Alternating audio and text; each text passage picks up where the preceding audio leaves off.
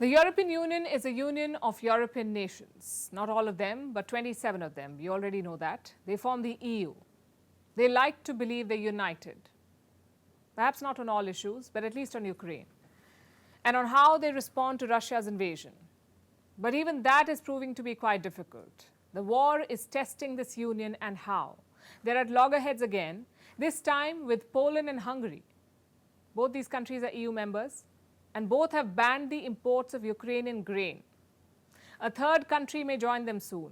Romania is also planning to impose such a ban. They don't want Ukrainian grain. And the EU is fuming. Our next report explains.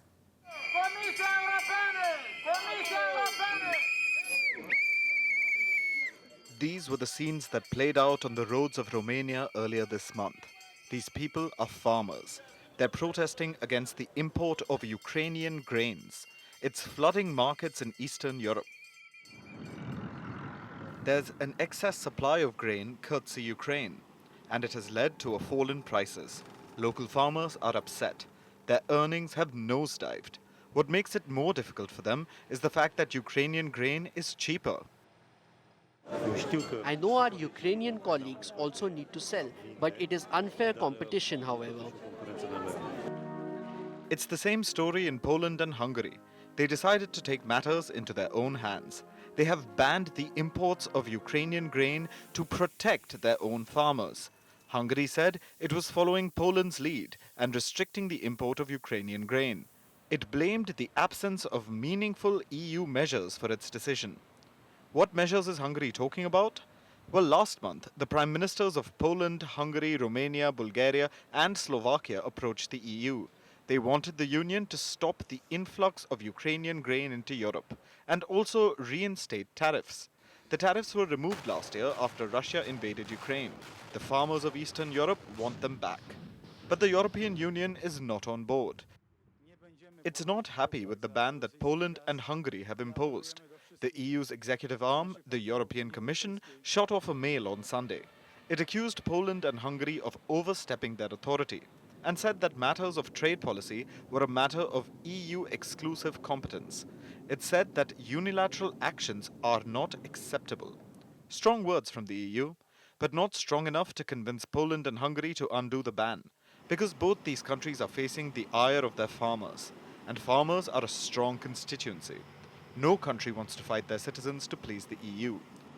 Worse still, they don't want to appear to be serving Ukraine's exclusive interests at the cost of their own people. And while European countries wrestle with each other, Ukraine has more pressing concerns. The fate of the Black Sea grain deal is hanging in the balance. It allows Ukraine to export its grains. Now, Russia has issued a threat. Unless its demands are met, it won't honor the grain deal. The deal was extended for just 60 days and not fully, solely due to the fact that exactly half of this deal did not work and still does not work. We know that UN representatives are making certain efforts, but they are not succeeding, and the second half of the deal is still not working. These conditions are not being met. No deal can stand on one leg. It must stand on two legs. In this regard, of course, judging by the state of play today, the outlook for the extension is not so great. And what are Russia's demands? It wants its agricultural bank to be re-included into the global SWIFT banking system. Russia also wants some sanctions lifted. These are sanctions on Russian food and fertilizer products. The West is in no mood to oblige, and this will decide the fate of the grain deal and food prices across the world. Russia and Ukraine are top producers of food grains. They supply across the world, especially to developing countries. As of last month, 23 million tons of grain and food products were supplied through the Black Sea Grain Initiative. And 65% of the wheat exported went to developing countries alone. So if Russia suspends the deal, food prices will rise again. Also, Ukraine's economy will take a big hit. Unfortunately for Kyiv, it's not just Russia which is hurting it. Its supposed friends in Eastern Europe are openly prioritizing their own interests. Our planet is a water world. 70% of the Earth's surface is covered by it. Yet we know so little about what goes on underneath. So tonight, let's turn our attention to the ocean. It is vast and enigmatic, and it has a leak. There's a hole in the ocean bed. It's off the coast of Oregon in the US, and it's leaking. Sounds fascinating, but scientists are worried. Some are even calling it the harbinger of doom. This leak could trigger a massive earthquake. It has been predicted, feared, and even raved over. Some experts say it can shift our poles and wipe off Los Angeles entirely.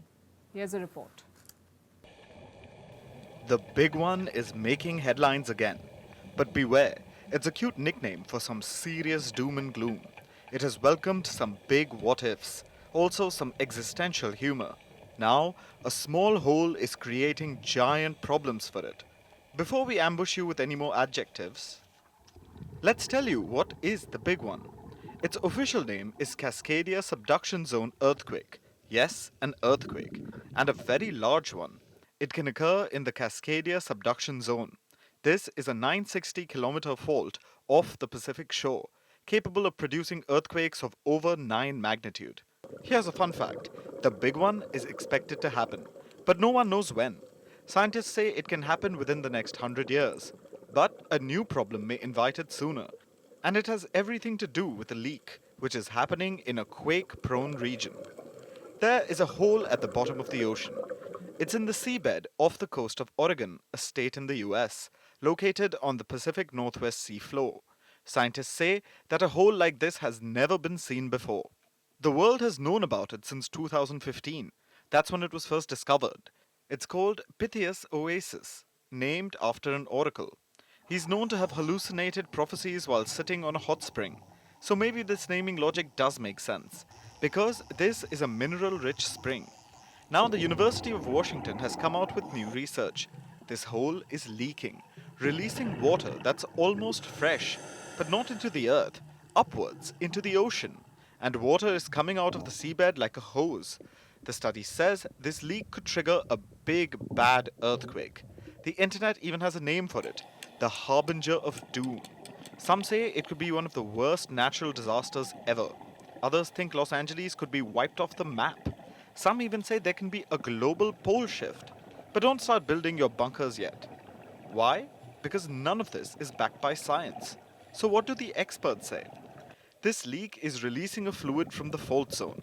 Think of it as a leaking lubricant, and that's bad news, especially for earthquakes. A lack of this lubricant can build stress under the Earth's surface, leading to an earthquake. But research is still underway. We don't know much about the potential dangers yet, or how bad they could be. So while we can relax for the next couple of decades, this is surely a scary reminder. Because a large quake was felt along the fault in this region. It has been 323 years since that happened. Scientists say another one may be long overdue. And with this ocean bed leak, the sands of time may also be leaking faster than you may think. Our next story is from India, of how India is emerging as a global manufacturing hub. And tonight, we're not talking about just another manufacturer, we're talking about tech giant Apple. It is completing 25 years in India and it has big plans for this market. This week, Apple CEO Tim Cook will be in India. He's inaugurating the first Apple stores in the country. So far, Apple sold products in India through local partners. Tim Cook will also attend some high-profile meetings while he's here, like one with Prime Minister Narendra Modi, also India's Electronics and IT Minister Ashwini Vaishnav. And the agenda of these meetings is pretty clear. Apple wants to increase its manufacturing base in India. Apple wants to make in India and ship across the world. And this is a major shift because so far, China has been the hub of Apple's manufacturing operations. But as the world decouples with the dragon, India is emerging as a compelling alternative. So Apple is looking to manufacture in India and it's opening stores. It's also working with Indian app developers. Apple says it supports 1 million developer jobs in India. And reports say India will push Apple to make more iPhones here. Right now, Apple has 3 manufacturing partners in India, Foxconn, Pegatron, and Wistron. And they're all expanding their India operations. They're shifting 12 to 18% of Apple's total iPhone assembly operations from China to India. 12 to 18%. Already, key Apple products are being made in India, like the iPhone. 5% of the world's iPhones are now made in India. By 2027, Apple wants to boost this number by 10 times. It wants to make 50% of its iPhones in India. So Apple is bullish when it comes to India, and the company's India pivot did not happen overnight. They began working on this in 2016, only now they're accelerating. That's because the shift away from China has become inevitable. Tim Cook's love affair with China is well known. In 2015, he'd explained why Apple makes its devices in China. Let me quote from what he'd said. The number one reason why we like to be in China is the people. China has extraordinary skills. This is Tim Cook speaking. The products we do require really advanced tooling and the precision that you have to have. The tooling and working with the materials that we do are state of the art. And the tooling skill is very deep here. In the US, you could have a meeting of tooling engineers, and I'm not sure we could fill the room. In China, you could fill multiple football fields. So that's why Tim Cook wanted to be in China. And he has no intentions of giving up on Beijing just yet. Last month, in fact, he was again in China. He met with the Chinese premier. He hailed what he called Apple's symbiotic relationship with the country. It was a word of assurance. It was basically a message to Beijing that Apple will not completely abandon China. But like every businessman, Tim Cook must contend with the present-day geopolitical realities. Tensions between Washington and Beijing are at an all-time high. The US has slapped a slew of sanctions on Chinese manufacturers. And the situation in the Taiwan Strait is even more volatile. Apple cannot afford to be caught in the crosshairs of a US-China fight, which is why it is keen on expanding in India. As far as Apple is concerned, this diversification is the need of the hour. And India is a clear beneficiary of this pivot. And India should make the most of it. It should use the case of Apple and lure more vulnerable businesses away from China.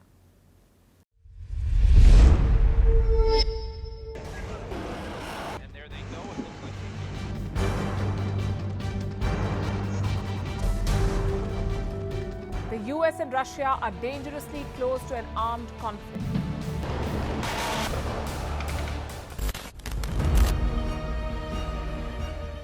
This year, 2023, New Delhi will be the capital of global diplomacy.